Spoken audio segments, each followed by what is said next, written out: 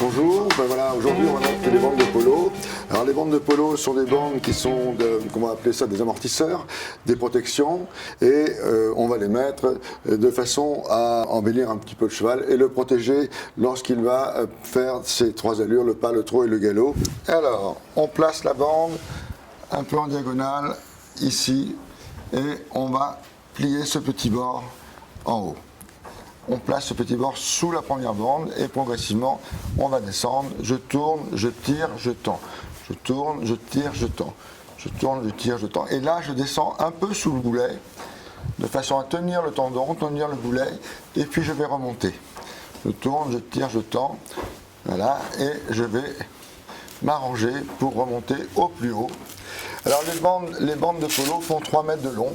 C'est la longueur normale pour le devant, en principe 4 mètres derrière, ça qui permet d'avoir une bonne tenue du membre, des tendons et du squelette du cheval.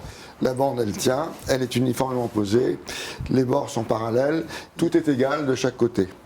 Alors, mettre la bande un petit peu en diagonale et de façon à bien tenir le bord que je vais plier ici. Voilà. Ensuite, je vais bien tendre ma bande et progressivement, je vais descendre en cherchant des bords parallèles. Je tourne, je tends, je tire. Je tourne, je tends, je tire.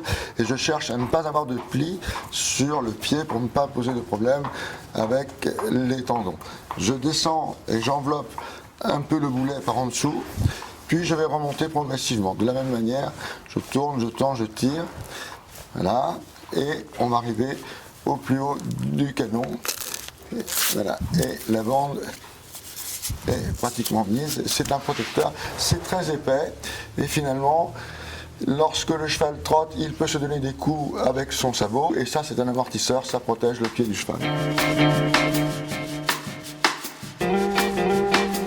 Première chose pour les bandes postérieures, faire un nœud à la queue, pour éviter de se prendre les poils dans la bande. Ceci, le petit bord plié, voilà, et on tourne, on tire, on tend, et on descend. Et on est toujours avec des bords parallèles, voilà, on enveloppe le boulet, on remonte, toujours avec des bords parallèles, je tourne, je tire, je tends, je tourne, je tire, je tends, on remonte progressivement au plus haut du canon. Voilà, la bande est posée. On peut aussi mettre des protections à l'intérieur des bandes pour protéger encore plus les canons, des petits amortisseurs qui protègent et qui vont avoir une plus grande résistance. Si la jambe de mon cheval est engorgée, évitez de mettre des bandes. Ça ne sert à rien de serrer. Lorsqu'il y a un œdème à l'intérieur, ça compresse et ça rend pas service au cheval. On recommence, on va mettre la bande comme ceci. Voilà. Le petit bord, tourner, tendre, tourner, tendre, tirer, tendre. Je descends, j'enveloppe le boulet, je remonte progressivement. Voilà.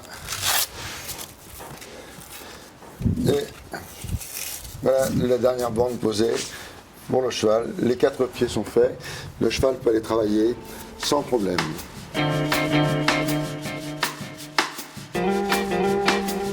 La méthode pour défaire les bandes, c'est très simple, on enlève le crash et progressivement on tourne et on reçoit d'une main sur l'autre et on cherche à tourner parce que c'est la seule solution d'être organisé. On ne peut pas faire autrement, c'est plus pratique.